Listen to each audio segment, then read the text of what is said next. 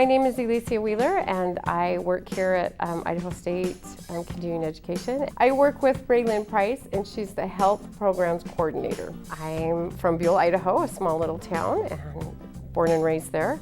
Went to school in Provo at BYU Provo for a little while, and then I transferred to Idaho State University, where I received my nursing training and got my degree.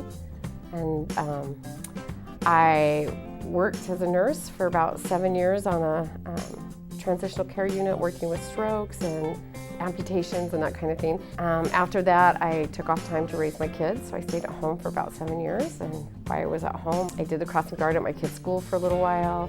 I worked with my church group, the youth in my church group, and just enjoyed being at home with my kids.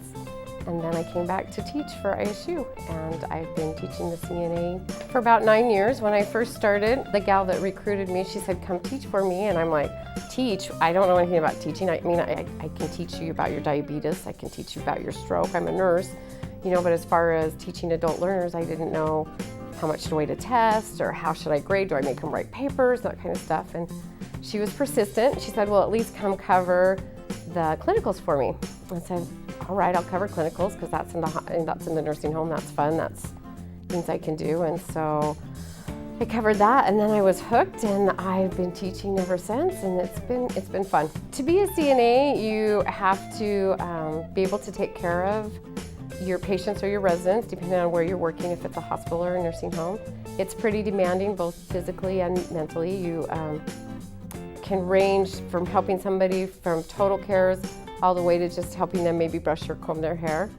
And so you have to be good with your communication skills and with caring for people. It's basically caring for people.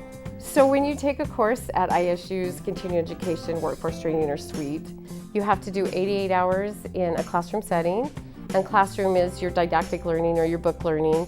It's also your lab time, where you get to practice the skills that you learned. And then after you've gone through, we have a total of 77 skills we have to go through.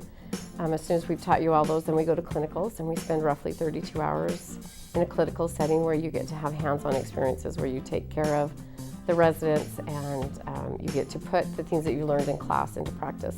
And that's one of my most favorite parts, is because those are those aha moments, when the students think, "Oh, that's what that meant, and that's why you taught it that way." And then it makes more sense when they hit clinical, and you can just see the little light bulb turn on in their head, and I love that part. My husband and I like to travel.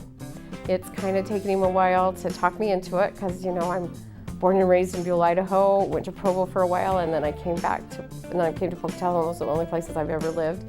But he's slowly talked me into it's okay to travel, and we always said we'd do it when we retired. So I was doing clinicals at the nursing home, and I met this gentleman whose wife had been admitted to the nursing home, and their goal was to travel. Well, she'd gotten sick, and he had to take care of her.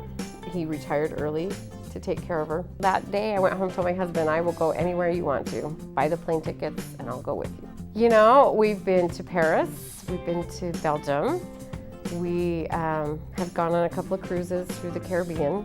The furthest I've ever traveled was I flew to Hong Kong by myself, because he was already over in China on a business trip, and it wouldn't be fun for me, so I came over a week later.